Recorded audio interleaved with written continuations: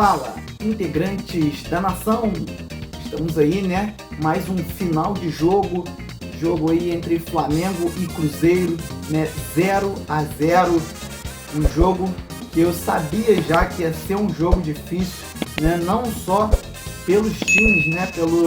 Pelo confronto em si, mas no pré-jogo que eu gravei já tinha falado sobre a arbitragem, que ia ser um jogo difícil para o Flamengo por conta, né, da arbitragem, que esse árbitro, misericórdia, esse árbitro só Jesus na causa, cara. Mas uma coisa que me revoltou muito quando eu terminei de ver o jogo, né, assisti ali ainda um pouco dos comentaristas pós-jogo, e cara, ninguém fala nada de árbitro, ninguém fala nada, incrível. Pouco se fala, né? Depois na entrevista ali com o Felipe Luiz ali, pouco ele se perguntou sobre o árbitro, né? E é uma coisa, cara, que os caras, eles fazem isso porque eles sabem que ninguém fala, ninguém reclama, não repercute. Por que a arbitragem contra o Palmeiras mas os caras erram pouco contra o Palmeiras? Eles sabem, se eles errarem contra o Palmeiras, os caras caem em cima. Vai todo mundo pra cima dos caras. E técnico fala, e jogador fala, dirigente fala. Mas quando acontece com o Flamengo, ninguém fala nada. Então os caras acabam fazendo o que eles querem, né? E em jogos como esse, acaba prejudicando também o Flamengo. Coisas ali que aconteceram ali durante a partida, critérios do árbitro, que uma jogada ele dá amarelo, na outra mesma jogada ele não dá, né? Teve um puxão do Caio Jorge, numa jogada que o Flamengo estava saindo pro ataque, ele puxou, né, o jogador ali e o juiz não deu amarelo. Aí na outra jogada ele deu o mesmo puxão, aí o juiz foi lá e deu amarelo. Então são jogadas sem critério. Isso sim, o Flamengo já veio falando, né, já há um tempo, que os árbitros que estão apitando os jogos do Flamengo não tem, né, um critério ali, ou seja, para uma coisa eles apitam, para outras eles não apitam. Então os árbitros muito sem critério. E na minha opinião é uma coisa que os dirigentes do Flamengo deveriam brigar mais, deveriam falar mais, porque esse tipo de coisa acaba prejudicando todo o campeonato do Flamengo.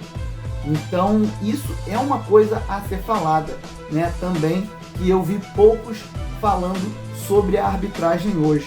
Então enfatizei um pouco melhor aí, né? Para pelo menos ter um que falou, né? Então, continuando aí, a avaliação da partida. Teve gente que elogiou, eu vi gente elogiando a partida. Assim, achei um jogo muito trucado, um jogo muito... Eu até brinquei na hora do jogo, né? Parecia um culto de cura e libertação, na qual os jogadores do Cruzeiro estavam tudo endemoniado, porque era encostar nele e eles cair.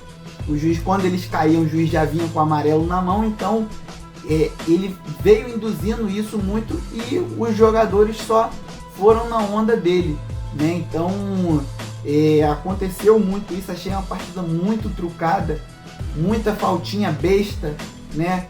Quando uma jogada que era falta ele não dava, na outra que não era nada ele marcava, aí as pequenas faltas marcando. Então um jogo muito trucado, né? Poucas chances ali de chute. Primeiro tempo o Flamengo não chutou pro gol, né, praticamente. Então não encheu meus olhos ali a partida, né?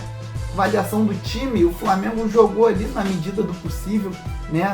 Mas tipo, não jogou bem, né? Falando aí também sobre Samuel Lino ali, não jogou nada, né? Mas vamos falar um pouco mais pra frente ali. Então o time teve as suas dificuldades, e claro, muito se foi falado, né? A primeira melhor defesa contra a segunda melhor defesa.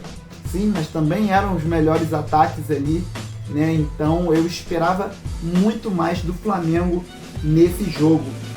Melhor da partida ali, um jogo de 0-0, quem é o melhor da partida é o goleiro, e realmente o Rossi ali, ele foi primordial ali, né, em duas defesas que ele fez ali, salvando o Flamengo, assim também como do lado do Cruzeiro, né, o Cássio teve duas defesas ali também.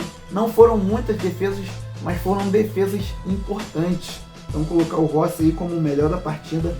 O perna de pau aí não tem como falar outro nome, a não ser o Samuel Lino, né? Não jogou nada, não está bem, né? Não está bem. E o que me deixa mais chateado, cara, é a insistência, né? A insistência ali, tá vendo que o cara tá mal, tem que tirar, não pode deixar o cara que tá mal ali, até prejudica o cara, porque o jogador, a gente entende que por mais que seja de boa qualidade, o cara joga muito, beleza, mas não é todo jogo que ele vai jogar bem. E é parte do técnico entender isso, né? O jogador não tá bem, vou tirar.